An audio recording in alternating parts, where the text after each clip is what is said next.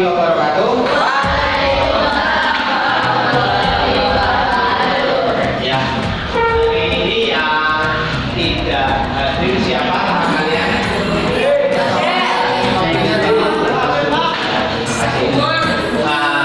Hari ini yang tidak hadir kita doakan semoga teman kita yang tidak hadir hari ini besok bisa hadir ya. Dan insya Allah yang sedang sakit segera diberikan kesembuhan. Begitu ya. Kemudian hari ini Bapak itu akan membuat sebuah keyakinan kelas. Keyakinan kelas apa yang kita yakini dan apa yang kita laksanakan. Untuk kita laksanakan menjadi sebuah keyakinan kelas. Itu ya. Nah, pada hari ini kalian sudah saya bagi kertas. Nah, nanti ada nilai-nilai kebajikan yang Bapak akan sampaikan ke kalian. Nilai-nilai kebajikan itu harapannya itu bisa menjadi sebuah keyakinan kelas yang akan kita laksanakan secara bersama-sama. Sekarang kalian tuliskan nilai-nilai kebajikan itu. Kebajikan yang menurut kalian itu pas dan kita yakini secara bersama-sama. Ya, begitu ya. Kemudian keyakinan kelas apa atau nilai-nilai kebajikan apa saja yang akan menjadi sebuah kesepakatan. Yang pertama adalah kaitannya tentang kedisiplinan. Nah, ini tuliskan hal yang menyangkut tentang kedisiplinan yang harus kalian yakini nilai kebenarannya untuk dilaksanakan dalam kehidupan kalian atau dalam sehari-hari kalian. Setelah itu silakan dikumpulkan dengan cara ditempelkan, nanti saya baca.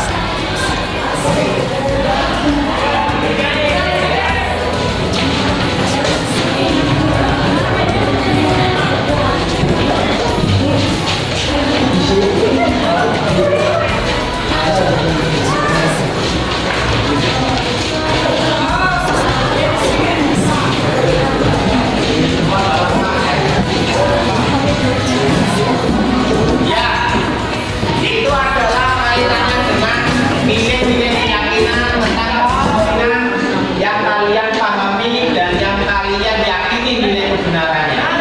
Harapannya apa yang dituliskan kalian itu menjadi sebuah keyakinan yang akan kalian laksanakan. Tidak hanya dituliskan saja, tapi betul-betul dilaksanakan. Seperti itu ya, karena kalian membuat keyakinannya sendiri. Kemudian saya akan bagikan lagi bahwa keyakinan itu atau kebajikan itu banyak sekali. Nah, yang akan kita menjadikan nilai-nilai kebajikan itu akan kita laksanakan secara bersama-sama atau yang kita yakini itu bahwasanya itu sangat kuat sekali, tidak hanya kedisiplinan saja, tapi adalah toleransi antar teman. Nah, saya akan bagikan lagi seperti itu ya. Saya akan bagikan lagi.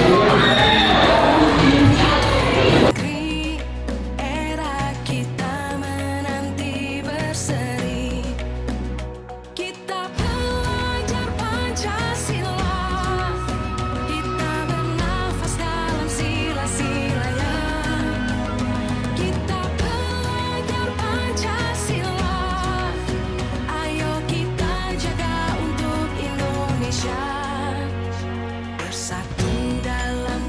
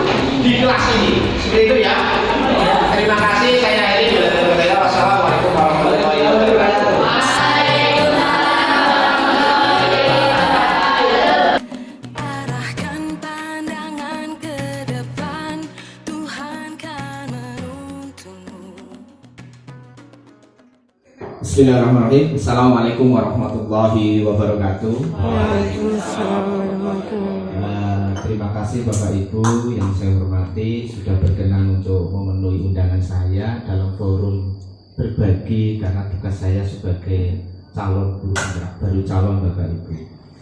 Bapak Ibu yang saya hormati, sekali lagi posisi saya di sini adalah sebagai pembelajar.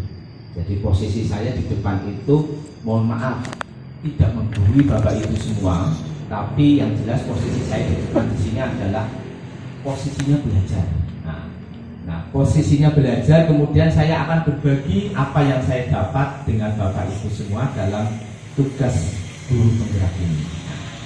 Bapak Ibu yang saya hormati, di kegiatan yang saya ikuti selama mengikuti guru penggerak ini, beberapa hal yang baru saya dapatkan. Banyak sekali hal yang baru saya dapatkan di kegiatan ini. Tapi saya yakin Bapak Ibu, ketika nanti saya berbagi apa yang saya sampaikan kepada Bapak Ibu semua, pasti hal itu sudah pernah dilakukan oleh Bapak Ibu semua. Cuman mungkin, mohon maaf, secara teori itu belum kita kuatkan dengan teori seperti itu. Mungkin nanti Pak Hatman itu yang lebih paham tentang teori kependidikannya seperti itu. Baik Bapak Ibu, dalam modul ini saya akan membahas tentang budaya positif yang akan dilakukan oleh guru penggerak. Itu apa saja seperti itu. Kemudian Bapak Ibu semua, bahwasanya di kegiatan guru penggerak itu memang kegiatan yang keberlanjutan.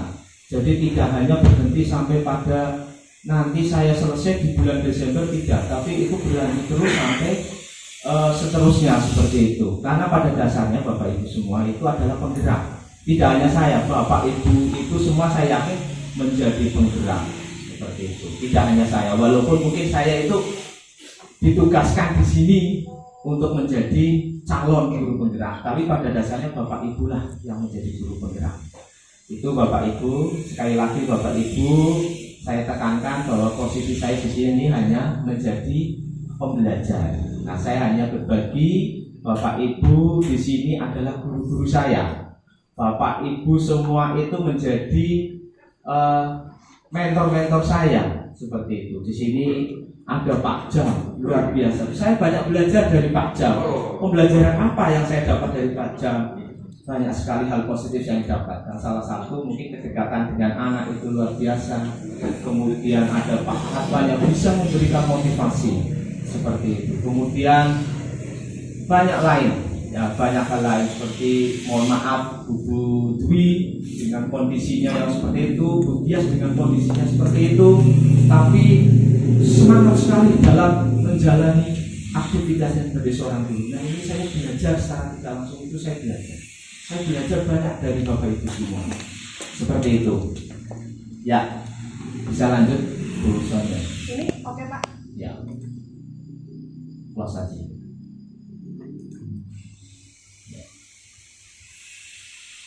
Nah, dalam budaya positif ini, kalau di guru penggerak itu dikenalkan namanya filosofi Ki Hajar Dewantoro, Bapak Ibu. Nah, dalam filosofi Ki Hajar Dewantoro, beliau menyampaikan bahwa seorang pendidik itu ibaratnya seorang petani. Dalam hakikatnya sama kewajibannya dengan seorang pendidik. Nah, ini yang menanam padi misalnya hanya dapat menuntun tumbuhnya padi.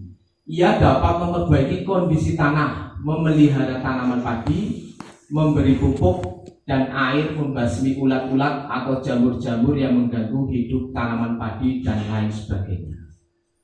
Dari filosofi yang disampaikan oleh beliau Ki Hajar Dewantoro bahwa anak-anak dalam budaya positif di sekolahan itu kita menyampaikan kepada anak itu ibaratnya kita hanya seorang petani. Hanya seorang petani. Jadi tidak mungkin padi itu kita tanam tumbuhnya super teki. Tidak mungkin. Tidak mungkin. Pasti padi itu ditanam tumbuhnya padi. Harapannya seperti itu. Kenapa? Ya, karena pasti padi itu tumbuh memenuhi kodratnya, menjalani kodratnya sebagai tumbuhan padi. Nah, tumbuhan padi itu mau subur, mau bagus atau tidak, itu tergantung seorang petani bisa merawat, bisa memberikan pupuk dengan baik, air dan sebagainya. Nah itu tergantung kita. Kita adalah seorang petani yang akan merawat tanaman padi tersebut.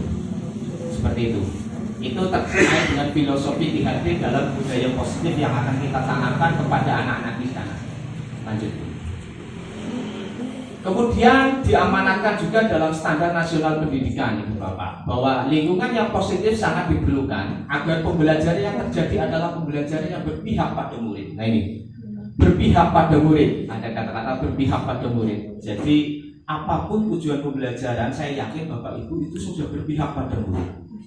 Pasti tujuan utamanya adalah murid, tidak mungkin diri kita sendiri. Pasti kita melakukan itu tujuannya untuk siswa. Itu adalah amanah dari Undang-Undang Standar Pendidikan Nasional. Nah, sebagaimana tertuang dalam standar proses pada Standar Nasional Pendidikan pasal 12 yaitu pelaksanaan pembelajaran sebagaimana dimaksud dalam pasal 10 ayat 2 huruf B diselenggarakan dalam suasana belajar yang interaktif, inspiratif, menyenangkan, menantang, memotivasi peserta didik untuk berpartisipasi aktif dan memberikan ruang yang cukup bagi prakarsa kreativitas, kemandirian sesuai dengan bakat dan minat dan perkembangan fisik serta psikologis peserta didik. Itu Bapak Ibu, itu amanat yang dari Standar Nasional Pendidikan yang disampaikan bahwa pembelajaran itu selalu berpihak kepada murid, selalu itu. Lanjut, Bu. Kemudian dalam budaya positif itu kita tidak terlepas dari namanya sebuah disiplin. Nah ini disiplin itu sebuah keharusan dalam budaya positif. Nah tujuan disiplin itu sendiri adalah menanamkan motivasi pada murid-murid kita, yaitu menjadi orang yang mereka inginkan dan menghargai diri sendiri dengan nilai-nilai yang mereka percaya. Jadi mereka itu percaya bahwa disiplin itu baik. Harapannya seperti itu, bukan menjadi sebuah tekanan, bukan menjadi sebuah rasa tidak nyaman bahwa disiplin itu tidak nyaman. Tidak seperti itu, okay? Jadi kita tanamkan kepada anak-anak kita bahwa disiplin itu menjadi sebuah kepercayaan pada dirinya. Ketika itu sudah menjadi keyakinan dan kepercayaan, maka harapannya peserta didik itu dengan sadar sendirinya bahwa kedisiplinan itu adalah sebuah kebutuhan buat anak-anak dan itu bermanfaatkan untuk selanjutnya dan seterusnya. Kemudian makna kata disiplin itu adalah, nah ini menurut Bapak Pendidikan kita, Ki Hajar Dewantara menyatakan bahwa di mana ada kemerdekaan, di situ harus ada disiplin yang kuat. Nah, ini ada kata-kata merdeka. Kita di kurikulum kurikulum IKM itu ada kata merdeka. Merdeka itu bukan berarti kita bebas dari segala sesuatu. Justru dari Bapak Pendidikan kita, Ki Hajar Dewantara itu menekankan bahwa di mana ada kemerdekaan, disitulah harus ada disiplin yang kuat. Jadi merdeka itu justru kita harus disiplin yang kuat.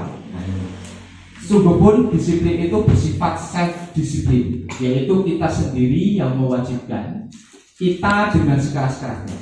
Jadi bahwa disiplin itu harapannya itu tumbuh karena kesadaran kita. Nah, tumbuh karena kesadarannya. Ketika disiplin itu tumbuh karena kesadaran kita, kesadaran anak-anak, itu harapannya disiplin itu hanya tidak selesai pada saat sekolah saja, tapi akan berlanjut terus sampai di rumah, berlanjut terus sampai pada saatnya dia menjadi orang dewasa seperti itu. Nah, itu yaitu kita sendiri yang mewajibkan kita dengan sekeras-kerasnya. Tetapi itu sama saja, sebab jikalau kita tidak cakap melakukan self-disiplin, atau wajiblah penguasa lain mendisiplinkan diri kita. Dan peraturan demikianlah itu harus ada di dalam suasana yang berbeda. Jadi kalau kita belum disiplin, ya kita harus ikhlas. Mengikhlaskan atau anak juga harus dipahami bahwa disiplin itu harus ada penekanan dari orang. Jika anak itu belum bisa secara sadar, ada penekanannya seperti itu. Jadi bahwasanya harapannya tapi lebih ditekankan bahwa disiplin itu timbul dari dalam diri. Jadi kesadaran dirinya itu betul-betul tumbuh dari disiplin itu sendiri. Seperti itu. Lanjut Bu.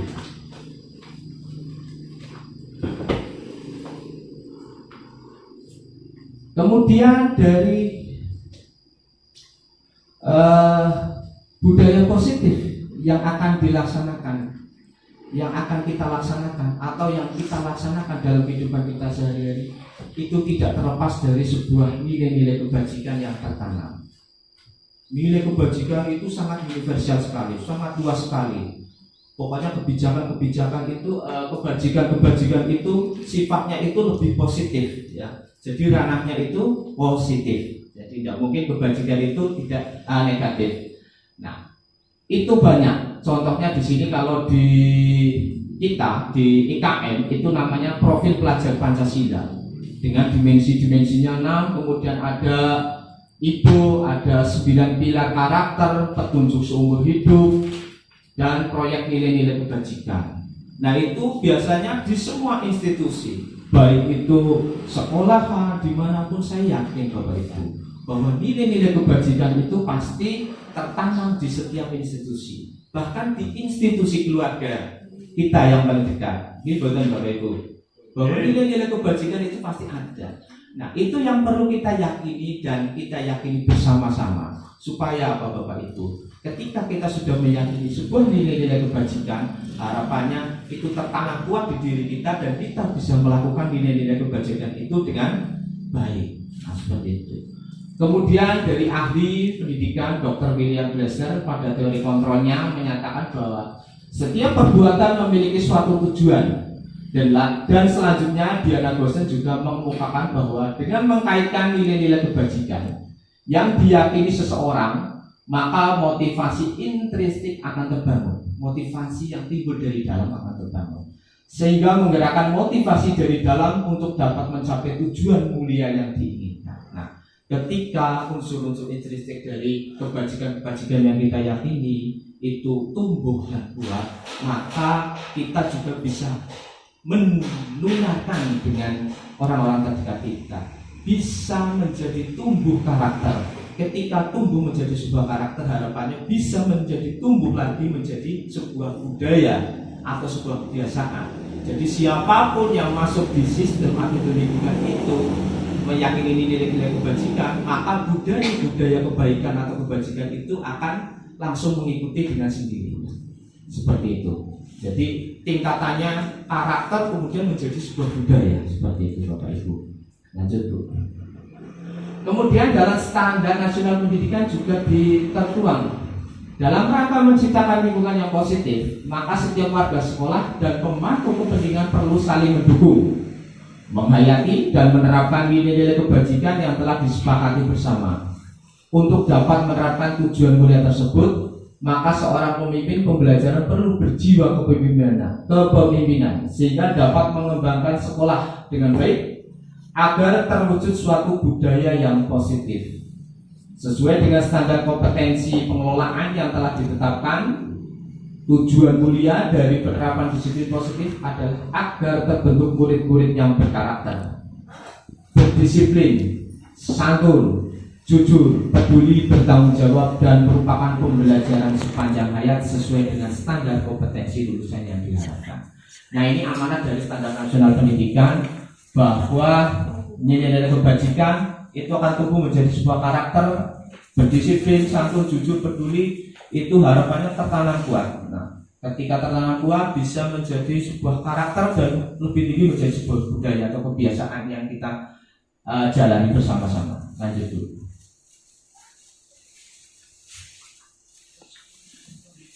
Nah, kemudian menurut pakar atau ahli pendidikan Diana Gosen dalam buku Restructuring School Discipline menyatakan ada 3 motivasi perilaku manusia. 1, ini kaitannya dengan disiplin. Nah, ya. Untuk menghindari ketidaknyamanan atau hukuman. Disiplin itu bisa saja kita melaksanakan disiplin itu karena satu ini, menghindari ketidaknyamanan. Saya tidak nyaman kalau seperti ini, anak tidak nyaman kalau pujian dari Pak Jam, saya ingin mendapat pujian dari Bu Sonia, dari Bu Daryati dan Bapak Ibu yang lain. Jadi karena ada sesuatu, maka dia melakukan disiplin. Tidak bukan karena sadar. Mereka inginkan dan menghargai diri sendiri dengan nilai-nilai yang mereka percaya. Jadi yang ketiga ini untuk menjadi orang yang mereka inginkan dan menghargai diri sendiri dengan nilai-nilai yang mereka percaya. Nah ini harapannya yang nomor 3 ini anak-anak bisa melakukan itu. Ya, jadi anak-anak itu justru bisa melakukan yang nomor 3 ini. Jadi betul-betul bahwa disiplin itu timbul dari keinginan dan menghargai dirinya sendiri. Jadi itu timbul dari dirinya sendiri. Seperti itu. Ini oleh Diana dosen. Jadi dikelompokkan bahwa disiplin itu dilakukan karena 3 hal.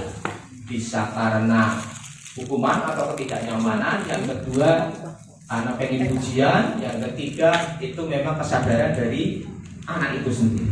Nah, jadi. Kemudian penghargaan. Nah, kaitannya dengan budaya positif itu juga tidak terlepas dari sebuah penghargaan. Tapi Bapak Ibu, dalam penghargaan itu sendiri menurut KON itu dibagi menjadi 7 penghargaan. Nah ini 7 penghargaan ya. Penghargaan pengaruh jangka pendek dan jangka panjang. Contohnya untuk pengaruh jangka pendek, misalkan anak-anak itu ke depan, kita beri tepuk tangan saja anak-anak itu sudah senang. Kemudian jangka panjang itu penghargaannya itu lebih pada anak-anak itu lebih sadar bahwa dengan penghargaan dia itu akan bermanfaat tidak hanya buat dirinya sendiri tapi buat orang lain seperti itu. Kemudian penghargaan tidak efektif. Penghargaan tidak efektif itu biasanya seperti ini, bahwa penghargaan itu diberikan, anak-anak diberikan penghargaan tapi ternyata anak-anak itu hanya menginginkan penghargaan itu biasanya sebuah ujian saja. Lah saya pengen penghargaan karena pujian saja, nah seperti itu. Penghargaan merusak hubungan. Nah ini persaingan yang tidak sehat. Saya ranking 1 lah, saya ranking 2, aduh awas ya ranking 1 besok. Nah jadi itu ada penghargaan yang merusak hubungan, misalkan dalam ranking seperti itu. Kemudian penghargaan mengurangi ketepatan. Nah ini mengurangi ketepatan. Kemudian penghargaan menurunkan kualitas, penghargaan mematikan kreativitas, dan penghargaan menghukum. Tidak saya jelaskan satu persatu lah, biar nanti waktunya pas 30 menit. Lanjut dulu. Kemudian dalam budaya positif di lingkungan sekolah kita ada 3 hal yang kita kuatkan. Tapi yang paling dikuatkan adalah dalam di sini itu tidak terlepas dari 3 hal ini. Yang pertama adalah kaitannya dengan hukuman. Yang kedua kaitannya dengan penghargaan. Dan yang ketiga kaitannya dengan restitusi. Nah, dalam hal yang kita pelajari ini, dalam yang kita pelajari di modul 14 ini di guru penggerak, itu lebih menekankan pada restitusinya, bukan penghargaannya, bukan hukumannya, seperti itu. Jadi lebih menekankan untuk mengenalkan budaya positif di sekolah adalah dengan restitusi itu sendiri. Kemudian restitusi itu apa Bapak Ibu? Restitusi adalah proses menciptakan kondisi bagi murid untuk memperbaiki kesalahan mereka sehingga mereka bisa kembali pada kelompok mereka dengan karakter yang lebih kuat. Ini menurut dosen. Jadi restitusi adalah menciptakan kondisi. Nah biasanya restitusi itu karena sesuatu anak itu melakukan sebuah kesalahan. Jadi melakukan sebuah kesalahan, anak itu dikembalikan pada identitas awalnya. Jadi anak itu tidak langsung keluar dari identitas awal anak itu sendiri. Kemudian restitusi juga merupakan proses kolaboratif yang mengajarkan murid untuk mencari solusi untuk masalah mereka dan membantu murid berpikir tentang orang seperti apa yang mereka inginkan dan bagaimana mereka harus memperlakukan orang lain. Nah, dari sebuah kesalahan dalam budaya positif tidak lepas dari sebuah kesalahan. Nah ini restitusi itu kalau di guru penggerak itu salah satunya ditekankan dengan metode restitusi. Nah dalam restitusi ini itu kolaboratif Bapak Ibu, kolaboratif dengan anak. Jadi penyelesaian masalah itu dengan anak itu kita melibatkan anak itu menyelesaikan sebuah masalah, melibatkan anak untuk menyelesaikan masalah. Kemudian membantu murid berpikir tentang orang seperti apa yang mereka inginkan dan bagaimana mereka harus memperlakukan orang lain. Itu kaitannya dengan restitusi. Lanjut Bu. Kemudian ciri-ciri restitusi Bapak Ibu. Ciri-ciri restitusi itu, satu, restitusi bukan untuk menebus kesalahan, namun untuk belajar dari kesalahan. Nah, harapannya dari budaya positif di sekolahan, ketika anak melakukan sebuah kesalahan atau melakukan kekeliruan, bisa kita lakukan dengan restitusi ini, metode restitusi, yaitu memperbaiki hubungan kita dengan anak yang melakukan kesalahan. Kemudian dari kasus tersebut tidak ada tawaran, bukan paksaan, jadi kita menawarkan. Nanti ada Bapak Ibu videonya kalau waktunya cukup insya Allah. Kemudian menuntun untuk melihat ke dalam diri, mencari kebutuhan dasar yang mendasari tindakan diri, ada cara yang baik. Nah, fokus pada karakter bukan tindakan, menguatkan, fokus pada solusi dan mengembalikan murid yang berbuat salah pada kelompoknya. Jadi ini jangan sampai nanti Bapak Ibu ketika anak sudah melakukan kesalahan itu seolah-olah anak itu keluar dari kelompoknya. Nah, itu kita perlu kuatkan lagi supaya anak itu bisa kembali ke kelompoknya, seperti itu. Lanjut dulu.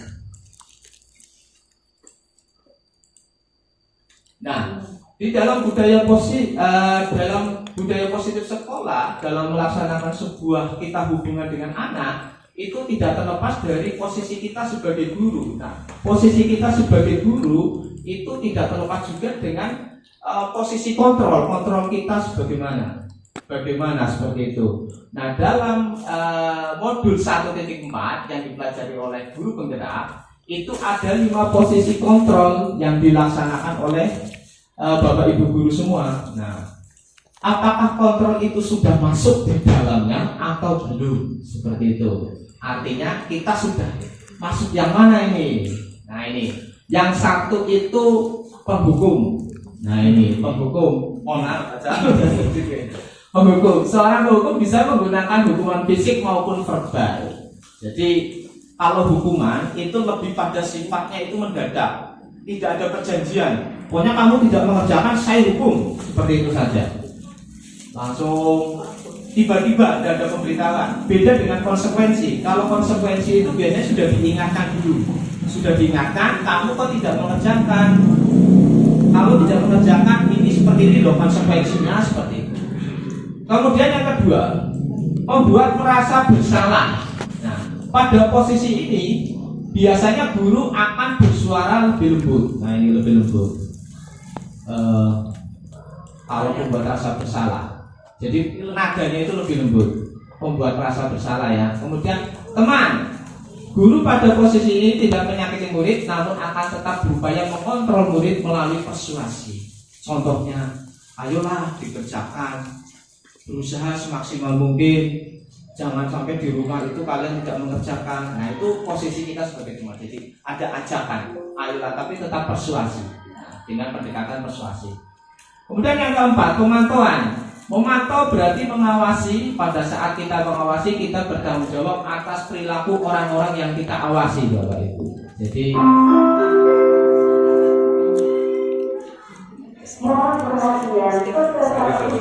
memantau posisi manajer dan sebagainya, bisa mengatur atau bisa mengarahkan anak seperti itu kalau di manajer. Kemudian kalau memantau, kita mengawasi seperti itu. Kemudian lanjut ke 5 posisi kontrol. Kemudian ini Bapak Ibu, setelah tadi kita membahas restitusi, kita membahas 5 posisi kontrol dalam kehidupan sosial, dalam budaya positif sekolah, itu tidak terlepas bahwa manusia itu adalah mempunyai kebutuhan yang harus dipenuhi oleh manusia. Murid juga termanusia. Nah, jadi dari hal tersebut, maka di modul yang 1.4 ini 5 kebutuhan dasar manusia itu juga disampaikan Bapak Ibu. Ini kaitannya bahwa murid itu juga mempunyai kebutuhan dasar. Kebutuhan dasar apa Bapak Ibu? Yang pertama jelas kebutuhan bertahan hidup. Kebutuhan yang bersifat fisiologis untuk bertahan hidup, misalnya kesehatan rumah dan makan. Ini Bapak Ibu. Makanya adalah ada anak-anak, Pak, saya izin Bu, saya izin, saya lapar, saya mau ke kantin. Itu memang kebutuhan bertahan hidup. Memang kelaparan, mau gimana lagi. Perutnya sakit karena menahan lapar seperti itu. Memang itu adalah kebutuhan dari siswa itu sendiri. Kemudian kasih sayang dan rasa diterima. Nah ini, kebutuhan untuk disayangi dan diterima meliputi kebutuhan akan hubungan dan koneksi sosial. Kebutuhan untuk memberi dan menerima kasih sayang dan kebutuhan untuk merasa menjadi bagian dari satu kelompok. Nah ini, jadi anak-anak itu menjadi kebutuhan dasarnya itu kasih sayang itu merupakan bagian dari kebutuhan dasar. Semua manusia itu pasti pengen disayang, pengen diterima dalam kelompoknya, seperti itu. Kemudian yang ketiga, penguasaan. Kebutuhan penguasaan atas kemampuan. Kebutuhan ini berhubungan dengan kekuatan untuk mencapai sesuatu, menjadi kompeten, menjadi terampil, diakui atas prestasi dan keterampilan kita, didengarkan dan memiliki rasa harga diri. Nah ini, lanjut tuh. Kebutuhan selanjutnya yaitu kebebasan. Anak itu pada dasarnya senang sebuah kebebasan. Kebutuhan akan kemandirian, otonomi, memilih pilihan dan mampu arah hidup seseorang. Jadi anak itu pasti dasar dari kebutuhan itu ada kebebasan. Pengen bebas itu seperti apa?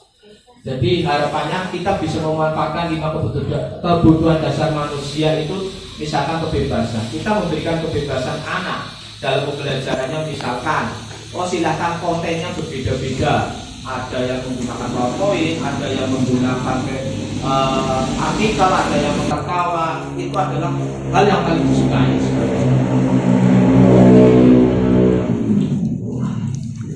Nah, Bapak Ibu, untuk segitiga restitusi ini tadi sudah disampaikan bahwa restitusi itu tadi mengembalikan anak kepada identitas awalnya ketika mencapai sebuah masalah.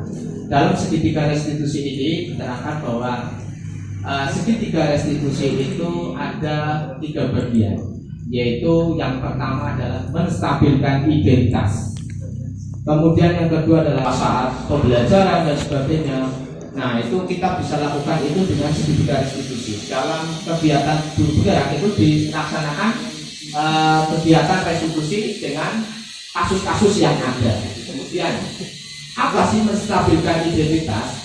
Itu sama saja mengembalikan anak ke identitas awal. Nah itu tahu sebetulnya melakukan kesalahan. Nah kita kembalikan ke identitas awal. Contohnya adalah, nak, kamu sudah berbuat salah, tidak apa-apa.